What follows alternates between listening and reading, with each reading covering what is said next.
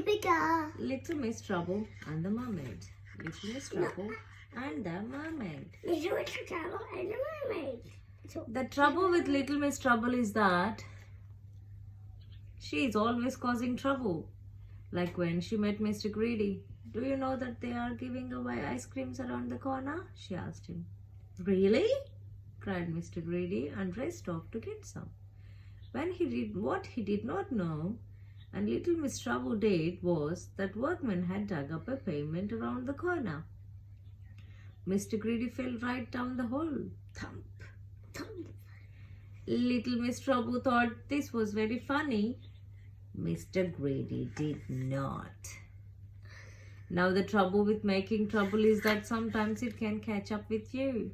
And that is what happened when Little Miss Trouble went to Seatown last week. Her first 2 days in Seatown were great fun. Great fun for her, but no fun for anybody else. She splashed Little Miss Splendid and blamed Little Miss Chatterbox, who Little Miss Splendid sprayed with cold sea water.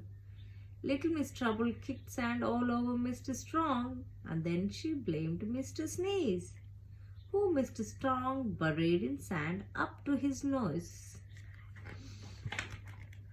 Little Miss Trouble was having the time of her life. She had never caused so much trouble.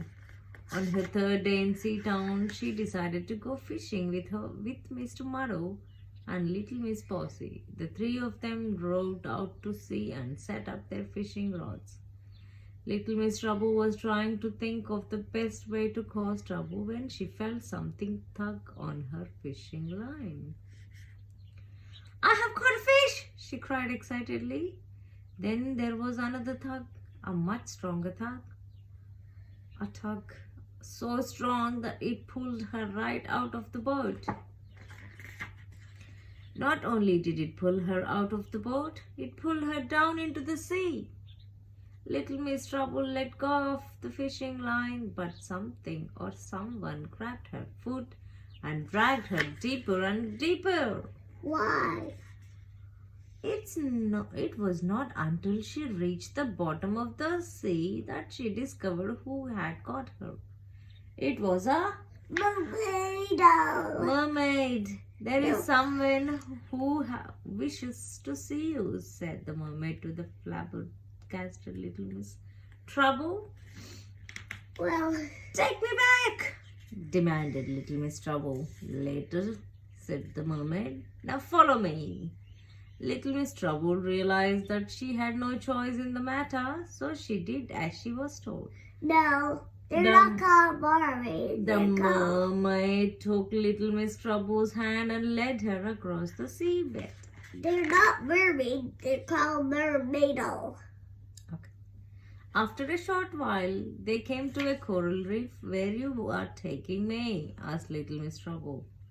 You are about to find out, replied the mermaid.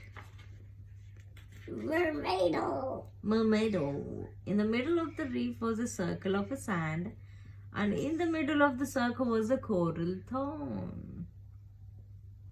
Coral throne. And sitting on the throne was the mermaid queen. I have brought Little Miss Trouble as you ordered, your highness, said the mermaid. So you are the person who has been causing so much trouble on my beach and in my sea, said Mermaid Queen angrily.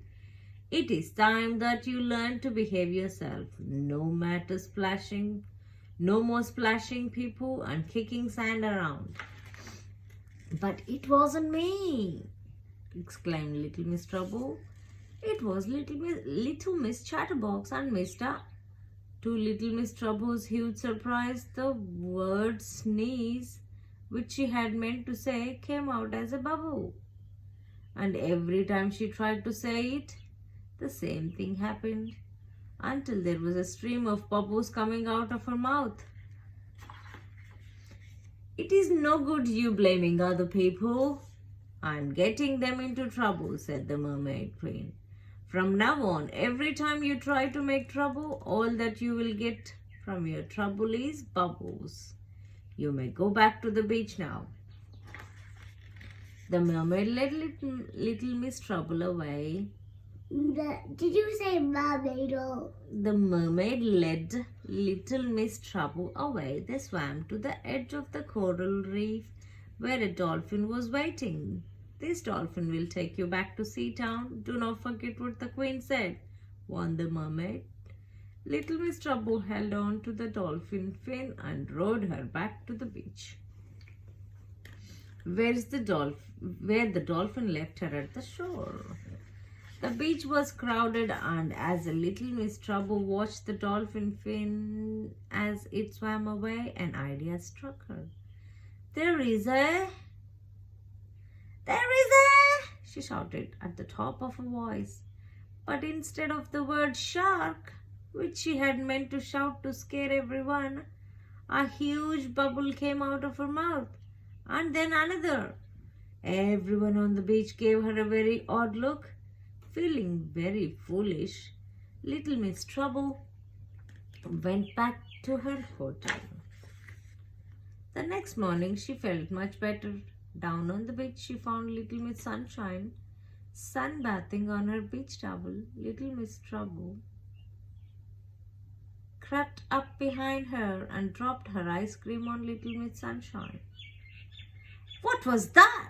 Screamed little Miss Sunshine, leaping up in surprise. Who did that? It was, began little Miss Trouble.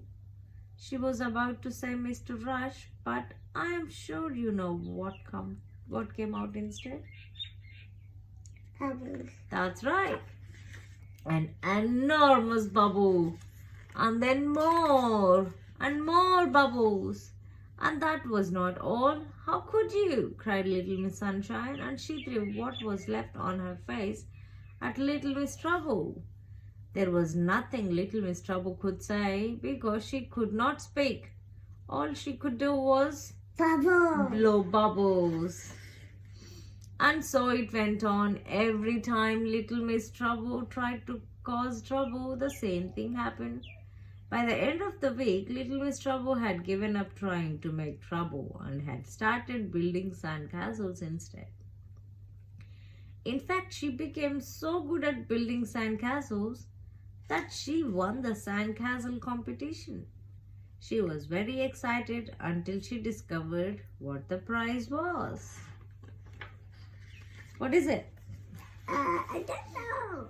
A year's supply of bubble bath. Wah! The Yeah!